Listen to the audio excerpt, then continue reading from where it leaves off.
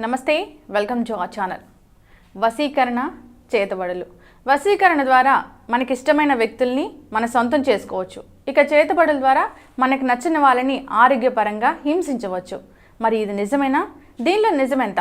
ఇలాంటి వివరాలను అడిగి తెలుసుకుందాం. ఈరోజు మనతో పాటు ఉన్నారు all India people science network vice president JVV Ramesh గారు.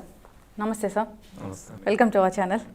సార్, చూస్తే కానీ మొత్తానికి మనకి నచ్చిన వాళ్ళకి మనం నచ్చకపోయినా కానీ వశీకరణ ద్వారా వశపరచుకోవచ్చు, మన చుట్టూ తిప్పుకోవచ్చు అని చెప్తూ ఉంటారు.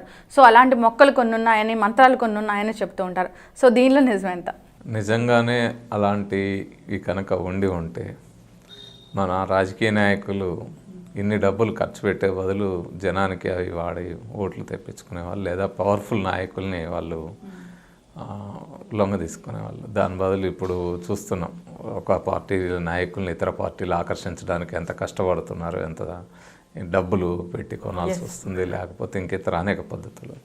అంతేకాదు, నిజంగానే ఎవరికైనా ఇలాంటిది తెలిసి ఉంటే నిజంగానే ఇప్పుడు టెర్రరిస్టులు కానీ ఇతరులకు ఎవరన్నా సహకరించే వాళ్ళు ఉంటే వాళ్ళందరినీ కూడా ఆ రకంగా చేసుకున్నారు.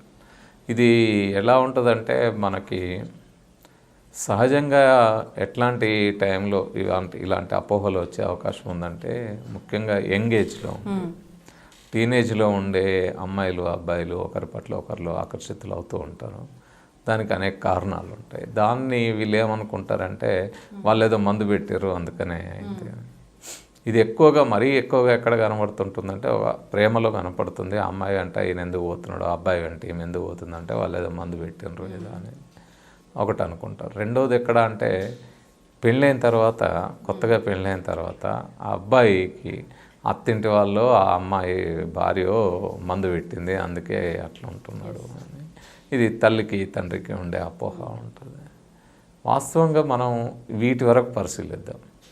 ఇప్పుడు పెళ్ళైన తర్వాత అమ్మాయి అబ్బాయి భార్య భర్త సహజమే కదా. అంటే అప్పటిదాకా అమ్మ వెంట తిరిగి అమ్మ అనుకుంటూ అన్నం కావాలన్న అమ్మ, ఏ పని కావాలన్న ఇంట్లో అమ్మే చూసుకునేది కాబట్టి తన గురించి అమ్మ వెంట తిరగడం అనేది సహజమైంది.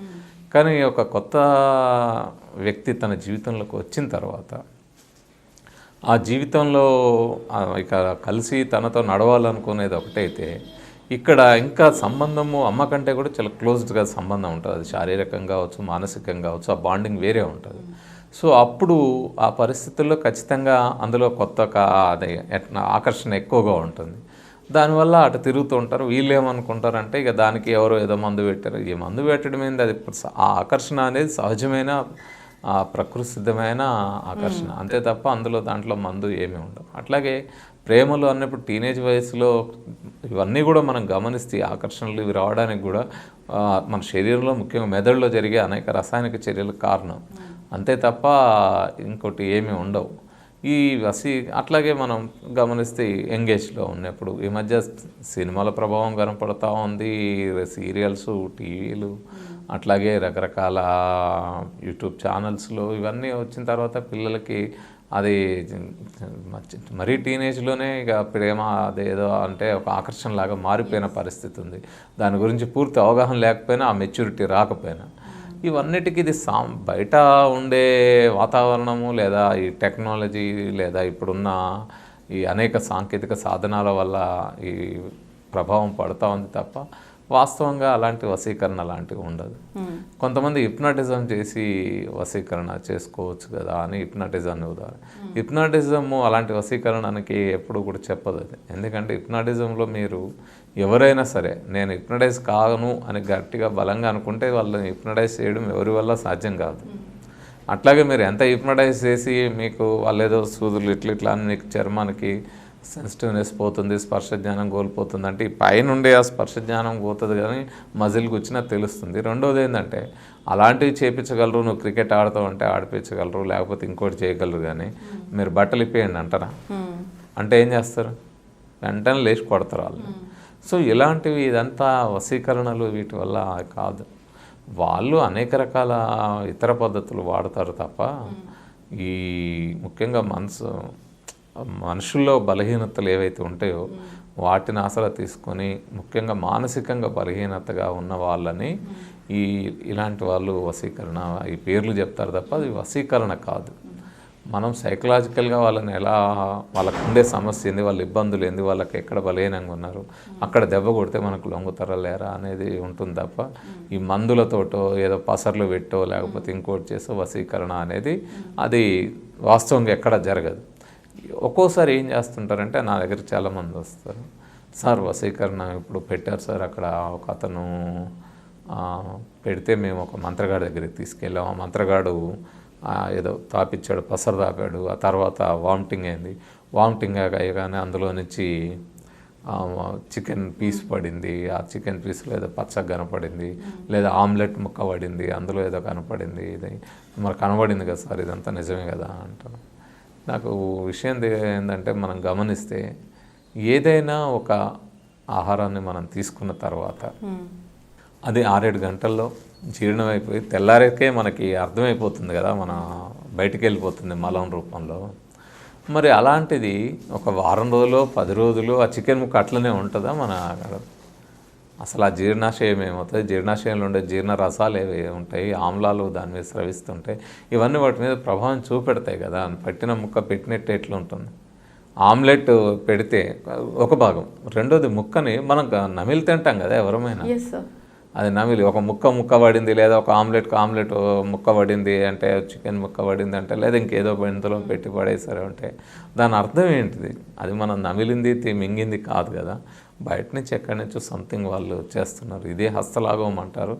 సో ఇలాంటి హస్తలాఘవాన్ని ఉపయోగించి అలాంటి వాళ్ళు చేసే ట్రిక్స్ తప్ప వాస్తవంగా ఇది ఏమీ ఉండదు.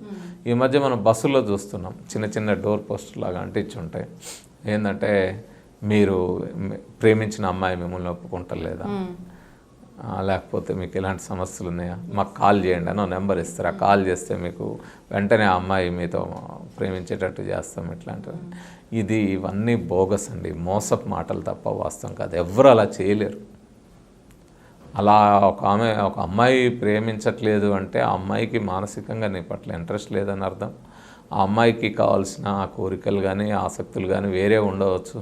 అంతే తప్ప ఆ అమ్మాయి ప్రేమించట్లేదంటే ఎవరి దగ్గరికి వెళ్ళి ఆయన ఏదో మంత్రాలు చేస్తేనో, లేకపోతే ఏదైనా పసర్లు ఇస్తేనో, ఇంకేదో వశీకరణ ఏదో చేస్తేనో ఇది జరుగుతుంది అని అనుకోవడం, డబ్బులు మోసపోవడం తప్ప వేరే ఏమీ జరగదు. సో అలాంటి వాళ్ళందరినీ మోసగాళ్ళు అనుకోవాలి తప్ప ఖచ్చితంగా వాళ్ళని మనము వాటిని నమ్మకూడదు. ఈ వశీకరణలు అంటూ ఏమీ ఉండవు. సార్, టెక్నాలజీ ఇంత డెవలప్ అయినా కానీ మీలాంటి జన విజ్ఞాన వేదిక నుంచి కూడా చాలామంది చెప్తున్నా కానీ ఇంకా అవేర్నెస్ రావడం లేదు. ఇంకా ఈ మూఢనమ్మకాల్లోనే ఉండిపోతున్నారు జనాలు. ఇప్పుడు మీరు చెప్పినట్లుగా ఈ ఆమ్లెట్ పడితేనో, ముక్క పడితేనో, లేదంటే చికెన్ ముక్క పడితేనో అది నిజమేననుకొని ఆ భ్రాంతిలో ఉండి ఆ మానసికంగా ఆందోళన చెందుతూ వాళ్ళ రెగ్యులర్ లైఫ్ని కూడా ఇబ్బంది పెట్టుకుంటున్న పరిస్థితి మనం చూసాం. అంటే మానసికంగా వాళ్ళు స్థిరంగా లేకపోవడమే దీనికి కారణం అంటారా? మనము నేర్చుకుంటున్న చదువు, ఆ చదువులో సైన్స్ని బట్టి సూత్రాలు బట్టి పరీక్షల కోసం మార్కుల కోసం చదువుకుంటున్నాం తప్ప ఈ చదువు ఒక వైజ్ఞానిక ఆలోచన ఫలితంగా ఆదిమ మానవులు ఏ సరుకు దొరికితే, ప్రకృతిలో ఏ వనరు దొరికితే ఆ ముడి సరుకుని అలాగే వాడుకున్న మానవులు ఈరోజు ఇంతటి ఆధునిక విజ్ఞానాన్ని సొంతం చేసుకున్న అత్యంత ఆధునిక వైజ్ఞానిక మానవులుగా ఎదిగిన ఈ మానవ పరిణామక్రమ ప్రస్థానం ఏదైతే ఉందో ఈ ప్రస్థానం వైజ్ఞానిక ఆలోచనల ఫలితంగా వచ్చింది. వైజ్ఞానిక దృక్పథం ద్వారానే సాధ్యమైంది. ఆ వైజ్ఞానిక దృక్పథాన్ని కలిగి ఉండాలి, ఇది ఒక వైజ్ఞానిక ఆలోచన, వైజ్ఞానిక దృక్పథం ఇది అంటే అని ఎక్కడ మన తరగతి గదుల్లో మన సైన్స్ టెక్స్ట్ బుక్లో మనకు బోధించబడలే. సైన్స్ అంటే ఒక ప్రశ్న ఉంటుంది, ఆ ప్రశ్నకు ఒక సమాధానం ఉంటుంది, అది నోట్స్ రాసుకుంటాం, ఆ ప్రశ్న బట్టి పడతాం, సమాధానం బట్టి పడతాం, దాన్ని అట్లాగే రాస్తాం. అంతే తప్ప దాన్ని అసలు ఎందుకు అలా ఉంటుంది, దాని వెనకాల ఏముంది, అది ఆ సూత్రం ఎట్లా ఉంటుంది, అది ఎలా పనిచేస్తుంది, నిజంగానే జరుగుతుందా లేదా అనేది ప్రతిదాన్ని ప్రశ్నించడం అనేది చాలా ముఖ్యమైనది సైంటిఫిక్ టెంపర్లో, మెథడ్ ఆఫ్ సైన్స్లో కూడా. ఆ ప్రశ్నించడం అనేది లేదు. ప్రశ్న ఆయనే చెప్తారు, టీచరే చెప్తారు, సమాధానం వాళ్ళే చెప్తారు. ఈ ప్రశ్నని సమాధానాన్ని అట్లనే రాసి అట్లనే వేస్తాం. సైన్స్ ఎప్పుడూ అట్లా డెవలప్ కాదు. మానవ ప్రగతి ఎప్పుడు కూడా కేవలం ఎవరో ఒకళ్ళు ప్రశ్న వేసి వాళ్ళు చెప్పిన సమాధానాన్ని మనం బట్టి పడితే అది మానవ ప్రగతికి మూలం కాదు. మానవ ప్రగతికి మూలం మానవుల్లో ఉండే జిజ్ఞాస.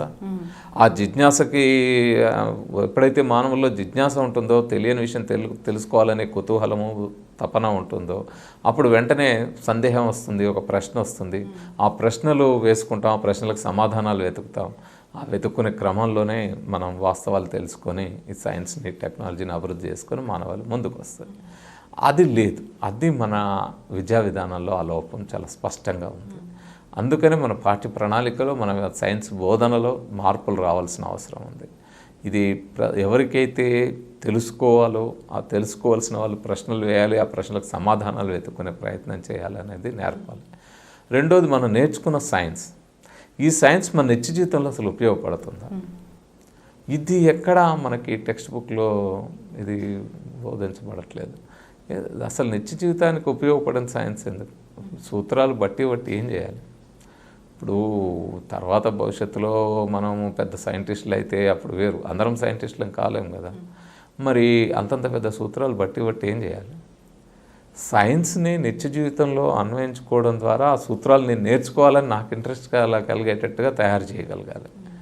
అంతే తప్ప నిత్య జీవితానికి అన్వయించుకోకుండా కేవలం పట్టినట్టే ఉంటే ఎంత పెద్ద శాస్త్రవేత్త అయినా సైన్స్ వేరు నిత్య జీవితం వేరు అనుకుంటున్నాడు. నా జీవితంలో ఉండే విశ్వాసాలు వేరు, ఆ సైన్స్ వేరు అనుకుంటున్నాడు. ఈ సైన్స్ నేను పరీక్షల కోసం రాసిన, ఈ సైన్స్ నా ఉద్యోగం కోసం ఉపయోగపడుతుంది, ఈ సైన్స్ నేను అంతరిక్షంలోకి రాకెట్ పంపడానికి ఉపయోగపడుతుంది అనుకుంటున్నాడు. కానీ ఈ సైన్స్ నా జీవితంలో నేను ఈ రోజు ఉన్న దానికంటే మరింత మెరుగ్గా బ్రతకడానికి, ఒక ఉన్నతమైన జీవన విధానానికి తోడ్పడుతుంది.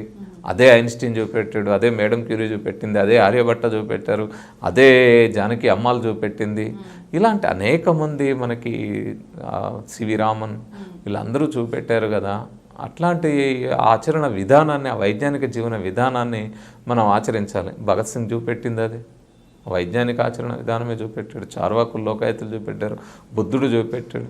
సో ఇలాంటి వైజ్ఞానిక ఆలోచన జీవన విధానం ఇది అనేది కనుక నేర్పబడ్డప్పుడు మాత్రం ఈ మూఢనమ్మకాలు పోతాయి. అందుకే మనము ఒకవైపు ఉపరితలంలో ఈ మూఢనమ్మకాలకు వ్యతిరేకంగా మొత్తము ప్రచారం చేస్తున్నా, దాని ద్వారా కొంత ప్రభావం ఉన్నా, మూలంలో మాత్రం ఈ సైన్స్ నేర్పే విధానంలోనే మార్పు రావాల్సిన అవసరం ఉంది. సో దానికోసం కూడా ప్రయత్నం చేయాల్సిన అవసరం. ఎందుకంటే మన భారత రాజ్యాంగంలోని ఆర్టికల్ 51H చాలా స్పష్టంగా రాసుకున్నాం. To develop scientific temper, spirit of enquiry, humanism and reform. వైజ్ఞానిక దృక్పథాన్ని, వైజ్ఞానిక పరిశీలన స్ఫూర్తిని, మానవత్వాన్ని, సంస్కరణాభిలాషను పెంపొందించడం పౌరుల ప్రాథమిక బాధ్యత అని రాసుకున్నాం. ఈ బాధ్యత అని రాసుకున్నప్పుడు ఆ బాధ్యతని మనం నెరవేర్చాలి అంటే ఖచ్చితంగా అది మన ప్రతి పాఠ్య సైన్స్ పుస్తకంలో అది ఆ రాజ్యాంగ బాధ్యతను కూడా రాయాలి. ఆర్టికల్ 51Hని కూడా రాయడం ద్వారా వాళ్ళ అందరికీ తెలుస్తుంది ఇది ఒక scientific temper, spirit of enquiry అనేది మన జీవితంలో భాగం కావాలనేది.